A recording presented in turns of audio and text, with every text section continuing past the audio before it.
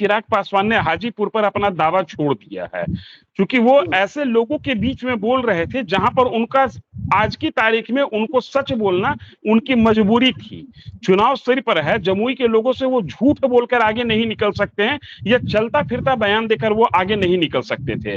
अगर जमुई के लोगों को, जैसा कि वीडियो में दिख रहा है, जमुई के लोगों को वो आश्वस्त कर रहे हैं कि मैं यहाँ युवा बनकर आया था और वृद्ध बनकर ही यहाँ से जाऊंगा, इसका तत्काल मीनिंग यही निकलता है कि चिराग पासवान ने अपने चाचा के लिए हाजीपुर सीट छोड़ दी। याद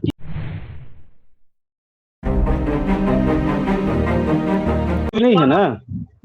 नहीं।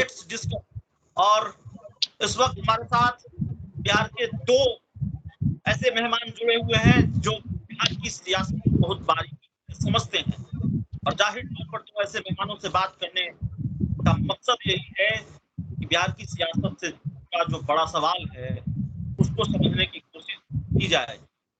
हमारे साथ लेट्स डिस्कस के संपादक वीरेंद्र सर हैं, और हमारे साथ बिहार के जाने माने पत्रकार सुनील पांडे सर हैं।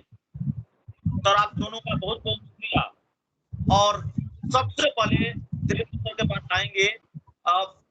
चिराग पासवान ने एक बयान दिया है, और उस बयान के ये निकाले जा रहे हैं कि चिराग पासवान पर आ गए। इसको लेकर बच्चे की चोट पर चिराग पासवान भी ये दावा करते रहे कि 2024 में वही लड़ेंगे, उनकी पार्टी लड़ेगी, और पशुपति पारस लगातार ये कह रहे हैं कि दुनिया की कोई ताकत लड़ने से नहीं है। लेकिन फिर ये चर्चा कर रहे कि चिराग पासवान क्या बैकफुट पर आ गए हैं।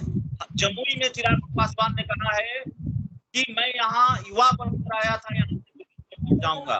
क्या चिराग पासवान ये संकेत दे रहे हैं कि हाजीपुर सीट लड़ने का इरादा उन्होंने छोड़ दिया है, या मामला कुछ और है? राजनीति में तो वैसे भी 2 और 2 4 का गणित होता नहीं है, 2 और 2 5 का गणित है। तो जाहिर तौर पर जो दिख रहा है वो होगा नहीं, और जो नहीं दिख रहा है उसको समझना है। सर, आपसे क्या मतलब है इस बयान का? देखिए, फौरी तौर पर तो सुनने के बाद यही लगता है कि चिराग पासवान ने हाजीपुर पर अपना दावा छोड़ दिया है, क्योंकि वो ऐसे लोगों के बीच में बोल रहे थे जहां पर उनका आज की तारीख में उनको सच बोलना उनकी मजबूरी थी।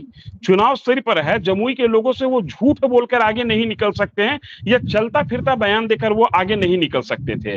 अगर जमुई के लोगों को, जैसा कि वीडियो में दिख रहा है, जमुई के लोगों को वो आश्वस्त कर रहे हैं कि मैं यहाँ युवा बनकर आया था और वृद्ध बनकर ही यहाँ से जाऊंगा, इसका तत्काल मीनिंग यही निकलता है कि चिराग पासवान ने अपने चाचा के लिए हाजीपुर सीट छोड़ दी। याद कीजिए, मैं पहले भी आपसे कहा था कि ये जो पार्टी टूटी है, इसका 2 ही इलाज हो सकता है। चाहे तो ये लोग जुट जाएं, आपस में एक हो जाएं, और अगर आपस में एक नहीं हुए तो फिर बीजेपी को बीच का कोई रास्ता निकालना पड़ेगा।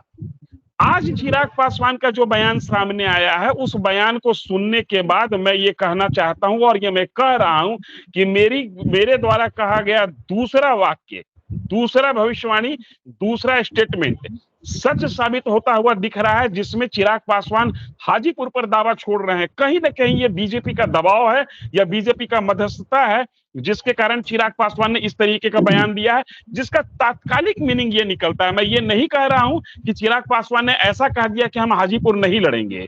चिराग पासवान ने सिर्फ जमुई के मतदाताओं को आश्वस्त किया है कि मैं आपको नहीं छोड़ूंगा। इसके कई मायने हो सकते हैं। हम लोगों को याद है कि रामविलास पासवान हाजीपुर से अलग दूसरे जगह भी चुनाव लड़े थे। इसका मतलब ये नहीं था कि उन्होंने हाजीपुर को छोड़ दिया था। नरेंद्र मोदी गुजरात के हैं और वाराणसी से चुनाव लड़ते हैं, लेकिन आज भी नरेंद्र मोदी की आत्मा में सबसे ज्यादा गुजराती ही होता है। अगर वो नरेंद्र मोदी 1 घंटा भाषण करते हैं, 40 मिनट भाषण करते हैं, तो उसमें 2-3 बार गुजरात उनकी जुबान पर आता ही आता है। तो इसका ये भी मतलब हो सकता है, चिराग ये भी कहना चाहते हो कि हम यहां से लड़े या नहीं लड़े, आप हमारे लिए हमारे साथ रहिएगा और हम आपके लिए आपके साथ रहेंगे।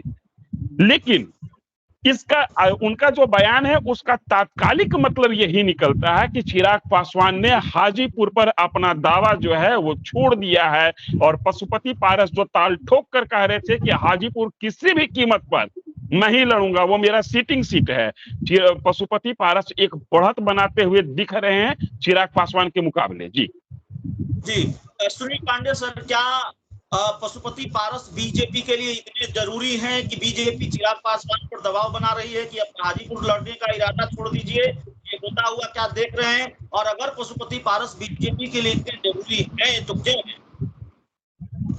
देखिए अभिषेक, बीजेपी के लिए चाचा भतीजा दोनों जरूरी है। जी आपको याद होगा बीजेपी महागठबंधन जो अब इंडिया के नाम से बड़े स्वरूप में आप समझ रहे होंगे, उससे टकराने के लिए, उससे आमने सामने लड़ाई के लिए, खास करके बिहार की राजनीति में इनकी जरूरत बन गई है कि हर छोटे बड़े ऐसे गुटों को, ऐसे दल को एनडीए में शामिल किया जाए और अपनी मजबूती के साथ महागठबंधन को जवाब दिया जा सके। यह तय मानिए कि पिछले 4 वर्षों से चिराग एनडीए से बाहर रहते हुए भी एनडीए के लिए काम करते रहे, इसमें अब दो राय नहीं है। पिछले 2 दिन पहले एनडीए की बैठक हुई, बिहार के सांसदों की बैठक हुई, प्रधानमंत्री ने सबके साथ 1 to 1 किया है। जाहिर है 40 सीटों पर उनकी नजर है, 40 सीट जीतना चाहते हैं, इसलिए चाचा भतीजा वही करेंगे जो दिल्ली में बैठा मदारी कर रहा है। ये शब्द अप्रासंगिक लग सकता है, असंसदीय हो सकता है, लेकिन मदारी दिल्ली में बैठा हुआ है, ये दोनों उनके इशारे पर नाचेंगे। इनकी अपनी कोई हैसियत, राजनीतिक हैसियत, बेशक इनके पास सांसदों की संख्या है, वो अलग चीज है, लेकिन वो सांसद कैसे जीते ये उनको भी पता है और जनता को भी पता है। बिहार की राजनीति को जो समझ रखता है उसको पता है कि इन दोनों की विषाद, ये दोनों की जो नस है वो कहां पे दबाई जा सकती है और कौन दबा रहा है। तो जाहिर है उनके इशारों पर ही इनकी स्वीकार करने की स्थिति बनेगी। कहेंगे हजारीबाग हाजीपुर से लड़ो तो हाजीपुर से लड़ेंगे, जमुई से कहेंगे तो जमुई से लड़ेंगे, खेल दिल्ली से संचालित होगा। जी बताइए। सर, चिराग पासवान के बयानों में कई बदलाव भी हमने देखे हैं। चिराग पासवान एनडीए में शामिल होने से पहले और एनडीए में शामिल होने के बाद भी वो कहते रहे कि हाजीपुर सीट पर कोई समझौता नहीं होगा। हाजीपुर सीट मेरे पिता की सीट है और मेरे पिता के सपनों को पूरा करना मेरा कर्तव्य है। मैं अपने पिता से नजरें नहीं मिला पाऊंगा, उनको श्रद्धांजलि नहीं दे पाऊंगा। एनडीए में शामिल होने के बाद भी वो लगातार ये करते रहे। फिर चिराग पासवान ने अपना बयान बदला और वो ये कहने लगे कि देखिए ये तो गठबंधन के अंदर तय होगा कि कौन सीट कहां से लड़ेगा, कौन सीट कौन कहां से लड़ेगा, ये तो गठबंधन के अंदर फैसला होना है।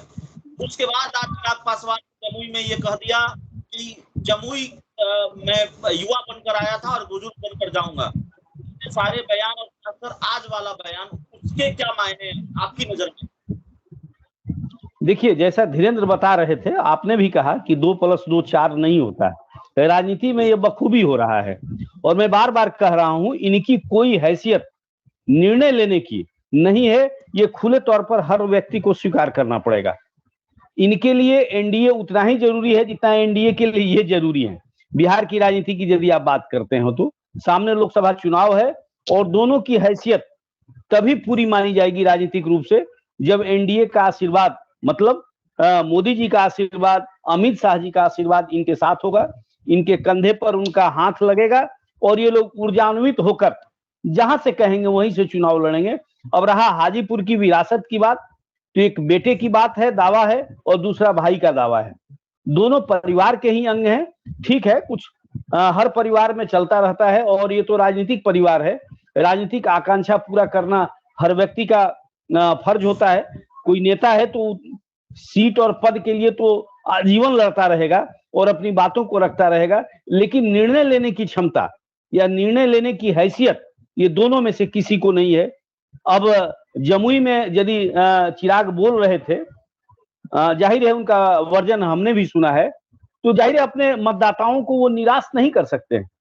सीधे तौर पर ये नहीं कह सकते हैं कि मैं जमुई में अब दावा नहीं ठोकूंगा और जमुई से नहीं, मैं अब हाजीपुर से लड़ूंगा। ऐसे कई लोग हैं, जैसा आप लोगों ने चर्चा भी किया, कई लोग हैं जो 2-2 सीट से चुनाव लड़ते रहे हैं, बाद में इसका निर्णय लेते हैं। ये दोनों सीट या खास करके हाजीपुर सीट जो विवाद में है, उसका कारण इन दोनों की अपने अपने दावे हैं और ये दावे का निर्णय दिल्ली में बैठा व्यक्ति करेगा, यह तय मानिए। ठीक है सर। धीरेन्द्र सर, आखिरी टिप्पणी आपसे चाहेंगे कि क्या पशुपति पारस और चिराग पासवान दोनों को चुप होने का निर्देश मिला है भारतीय जनता पार्टी की तरफ से?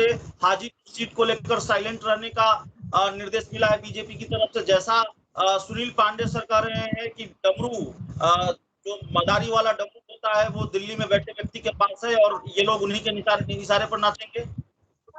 देखिए, मुझे ऐसा लगता है कि जिस तरीके से बिहार में 2024 का बैटलफील्ड सजाया जा रहा है, एनडीए या महागठबंधन दोनों खेमा से भी कोई भी एक एक वोट को तवज्जो दिया जाएगा, एक वोट भी खिसकाना कोई पसंद नहीं करेगा। इसलिए जाहिर सी बात है कि इस समय चाहे जो शर्त हो उस शर्त पर मान मनोबल होगा और इनको मानना पड़ेगा, पहली बात। दूसरी बात, जो मेरे पास जानकारी है, जो मेरे इनपुट्स कहते हैं, जो मेरे स्रोत हैं, उनका कहना यह है कि चिराग पासवान 2024 की राजनीति कर ही नहीं रहे हैं। 2024 की बात हो रही है और लड़ाई 2025 की लड़ी जाएगी। ऐसी स्थिति में हो सकता है कि चिराग पासवान बीजेपी से या एनडीए के अपने सबसे बड़े दल से ये एक आश्वासन लिए होंगे कि लोकसभा में हम आपके लिए झुक रहे हैं, विधानसभा में आपको मेरा ख्याल रखना होगा। क्योंकि ये बात बार बार निकल कर आती है कि चिराग पासवान की नजर बिहार विधानसभा पर है। आप देखिएगा, चिराग पासवान पिछले 5 साल से, इवन 2019 से वो टारगेट कर रहे हैं, तो नीतीश कुमार को टारगेट कर रहे हैं, बिहार की पॉलिटिक्स को टारगेट कर रहे हैं। एनडीए में परोक्ष रूप से रहे तो भी कभी भी उन्होंने सेंट्रल गवर्नमेंट को क्रिटिसाइज नहीं किया। हाँ, स्टेट गवर्नमेंट को कभी उन्होंने क्रिटिसाइज करने से छोड़ा नहीं। तो ये एक बात हो सकती है जिसके आधार पर हम ये अनुमान लगा रहे हैं कि चिराग पासवान बैकफुट पर चले गए। इस बात में कहीं कोई संदेह नहीं है कि 40 के 40 लोकसभा सीट पर चाहे उम्मीदवार जिस पार्टी का हो, उम्मीदवार तय करेगी बीजेपी। इसमें कहीं कोई संदेह वाली बात नहीं है। इसके आगे चलिए, अगर जो चिराग पासवान इन्हीं शर्तों पर आगे समझौता करते हुए बढ़ रहे हैं तो फिर 2025 में चिराग पासवान के पास तस्वीर क्या होगी? मैं इस बात को इसलिए कह रहा हूं कि मैंने 2025 टॉस किया हूं। हो सकता है कि सुनने में अटपटा लगे कि 2024 की लड़ाई है, 2025 की बात हो रही है। एक कहावत है कि जो गाड़ी लेट हो जाती है वो लेट होते रहती है। अगर चिराग पासवान यहां पर समझौता करते हुए दिख रहे हैं और बैकफुट पर जा रहे हैं, अगर दोनों सीट से चुनाव नहीं लड़ते हैं और हाजीपुर छोड़ देते हैं, तो यकीन मानिए चिराग पासवान के लिए 2025 में एनडीए के अंदर भी लड़ाई बड़ी हो जाएगी। क्योंकि 2025 में चिराग पासवान को आंख दिखाने के लिए बीजेपी की टीम तो होगी ही, उपेंद्र कुशवाहा और जीतन राम मांझी जैसा व्यक्ति भी होगा, जिसमें एक का कहना यह होगा कि नीतीश कुमार को सबसे ज्यादा हम खंगाल सकते हैं, हम नीतीश कुमार के कुनबे से लौट कर आए हैं, और दूसरे का कहना यह होगा कि अनुभव, उम्र, दोनों आधार पर हमसे बड़ा कोई दलित लीडर बिहार में नहीं है।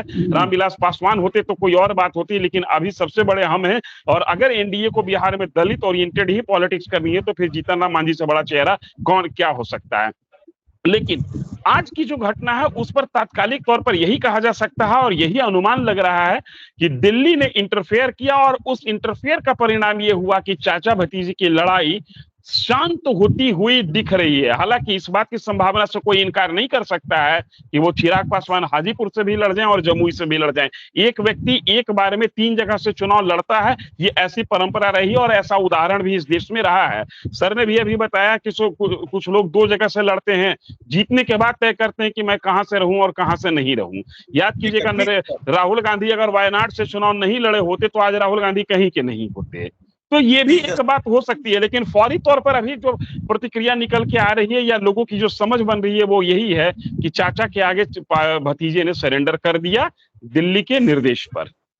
ठीक है सर, तो लेट्स डिस्कस के इस खास चर्चा में इतना ही। और खासकर सुनील पांडे सर आज पहली बार इस चर्चा में शामिल हुए, तो उनका विशेष आभार। और सर को हम लोग परेशान करते रहेंगे। और लेट्स डिस्कस के जो एडिटर हैं धीरेन्द्र सर, उनका भी बहुत बहुत शुक्रिया इस चर्चा में शामिल होने के लिए। सब लोगों का थैंक यू सर।